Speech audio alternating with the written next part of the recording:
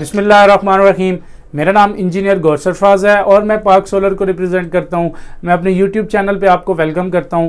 आज जो हम एक टॉपिक जो डिस्कस करने वाले हैं, जो हमसे सबसे ज़्यादा क्वेश्चंस होते हैं जिसके बारे में, और लोगों को कंफर्मेशन सिस्टम्स के बारे में नहीं है, क्योंकि सोलर एनर्जी एक रिन्यूएबल एनर्जी है और आप जितना लंबा टाइम चाहें, जितने इसको तरतीब से यूज़ करेंगे उतने लंबे टाइम आपके साथ रहेगा।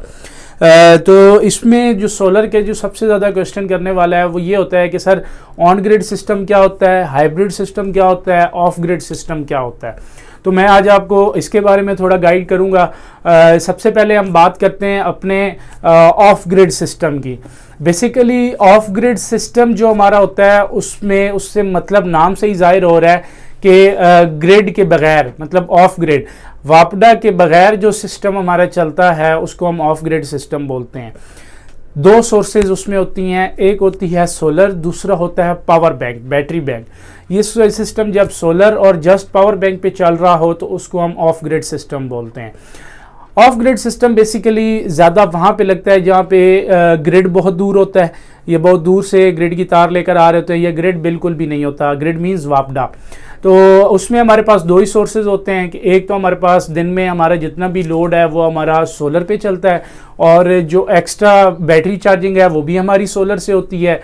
और रात को जैसे ही सोलर कम हो जाता है या ना होने के बराबर होता है तो बैटरीज फिर हमारी सारी रात हमारे जितना भी लोड की रिक्वायरमेंट्स हैं वो हमारी बैटरीज पूरी करती हैं।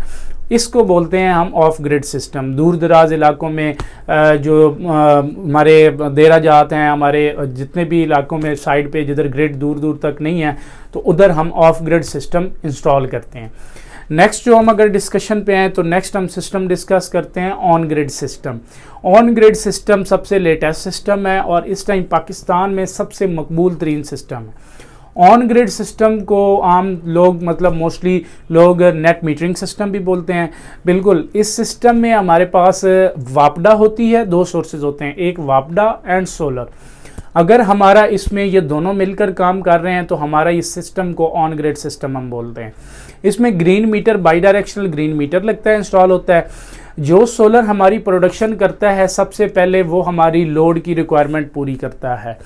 इन केस हमारी लोड की रिक्वायरमेंट से सोलर एक्स्ट्रा जनरेट कर रहा है, मीन्स टू से कि फॉर एग्जांपल हमारे पास लोड की जो रिक्वायरमेंट है वो 5 किलोवाट है, हमारे सोलर 7 किलोवाट जनरेट कर रहा है। तो जो एक्स्ट्रा 2 किलोवाट होगा वो through bidirectional meter, through on grid inverter वो रिवर्स करता रहेगा, वो वापडा को रिवर्स फीडिंग करता रहेगा। हमारा जो बाई डायरेक्शनल ग्रीन मीटर्स है वो उन यूनिट्स को हम एक्सपोर्ट यूनिट्स बोलते हैं, वो उनको काउंट करता रहता है। इन केस हमारे पास सोलर कम है और हमारी लोड रिक्वायरमेंट ज़्यादा है, फॉर एग्जांपल हमारी लोड रिक्वायरमेंट है 5 किलोवाट और हमारे पास सोलर जनरेट कर रहा है 3 किलोवाट, मौसम ख़राब है, ये जो भी रीज़न है, तो हमारे पास जो एक्स्ट्रा में 2 किलोवाट चाहिए वो इस ऑन ग्रिड सिस्टम में वापडा से ले लेगा। वापडा से जितनी वो चाहिए होगी वो वापडा से ले लेगा उस टाइम पे। इनको बोलते हैं इंपोर्ट यूनिट्स। तो हमारा मीटर इनको भी काउंट कर लेगा कि आपने एक्सपोर्ट कितनी की हैं और इंपोर्ट कितनी की हैं। तो महीने के लास्ट पे आपके बिल में total number of exported units, total number of import units वो करके और उनमें नेट उनकी आ जाती है। इनकेस आपकी एक्सपोर्ट यूनिट ज़्यादा हैं और इंपोर्ट जो आपने वापडा से ली है वो कम है तो आपका बिल ज़ीरो होगा और नेगेटिव में यूनिट्स जाएंगी। इन केस आपने इंपोर्ट वापडा से ज़्यादा लिए हैं और एक्सपोर्ट यानी कि अपनी बना के कम रिवर्स किए हैं तो फिर जितने यूनिट्स आपके उसमें नेट बनेंगे उसके आपको बिल आ जाएगा। ये इस टाइम पे सबसे ज़्यादा लगाए जाने वाला सिस्टम है कमर्शियल जगहों पर ख़ास तौर पे, और अब तो डोमेस्टिक पर भी बहुत ज़्यादा यूज़ होने, इंस्टॉल करने लग गए हैं लोग, क्योंकि घरों के भी बिल बहुत ज़्यादा आने लग गए हैं, लोड शेडिंग भी एक इशू है। तो उसमें हमारे पास ऑन ग्रिड सिस्टम सबसे बेस्ट है। अगर आपने अपना बिल कम करना है, बिल अपना ना होने के बराबर करना है तो फिर आप ऑन ग्रिड सिस्टम इंस्टॉल करवाएंगे। तीसरे सिस्टम की बात करते हैं तो उसमें हमारे पास 3 सोर्सेज होती हैं और उस सिस्टम को हम हाइब्रिड सिस्टम बोलते हैं। हाइब्रिड सिस्टम में 3 सोर्सेज कौन सी हैं? एक तो हमारे पास वापडा है, दूसरी हमारे पास सोलर है and third one is batteries. ये तीनों सोर्सेज मिलकर हमारा हाइब्रिड सिस्टम चलाते हैं। इसमें क्या होता है कि हमारा डे में जितना भी लोड चलता है वो वापडा को, मतलब वापडा ऑफ हो जाए, आप वापडा को ऑफ कर दें बेशक, दिन में जितना लोड हमारा चलेगा वो सोलर पे चलेगा और रात को जितना लोड हमारा जाएगा वो वापडा पे चलेगा। बैटरीज हमारे पास होती हैं as a backup. In case load shedding होती है रात को, तो वो बैटरीज हमें रात को बैकअप देंगी। मतलब क्या कि इस सिस्टम में दिन का आपका लोड जितना भी है वो सोलर पे चलेगा, इसमें रिवर्स वाला चक्कर नहीं होता, और जितनी भी आप रात को यूज़ करेंगे उसका आपको बिल आएगा। मीन्स टू से कि इस हाइब्रिड सिस्टम में हम आलमोस्ट एक तो लोड शेडिंग मुकम्मल तौर पे ख़त्म कर सकते हैं और अपना बिल आलमोस्ट 45 to 55% तक कम कर सकते हैं।